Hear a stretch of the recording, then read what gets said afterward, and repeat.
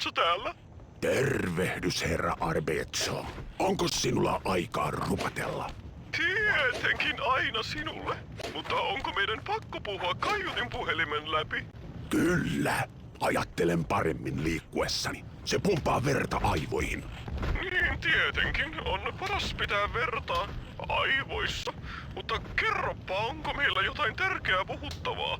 Ensinnäkin, oletko yhä hakemassa revontuliakun aikataulun mukaan? Kyllä, olemme jo matkalla.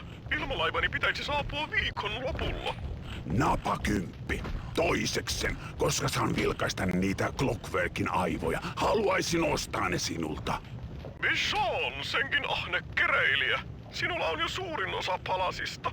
Veisitkö ohuen siivuni robottilinnusta itsellesi ja riistäisit minulta maalliset iloni?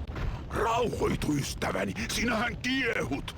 Minä vain olen laittanut Clockwerkin osani oikeaan käyttöön. Asensin 3 niistä parhaiden junieni vetureihin. Kun ne robottiosaset tekevät työtä, junani kulkevat yötä päivää. Kutsun niitä rautahevosikseni. Tietenkin piirustukset ovat piilossa. Laitoin ne palkintokalojeni sisään. Kuulostaa siltä, että otat kaiken hyödyn robottiosistasi.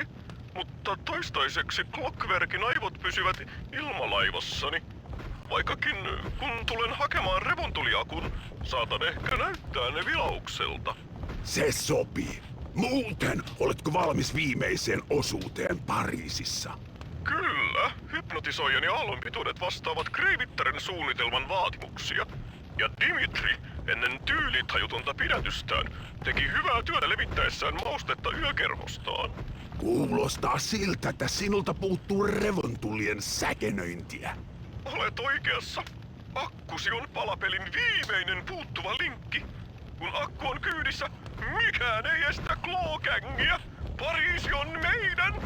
Niin, okei. Joten me kai näemme viikon loppupuolella.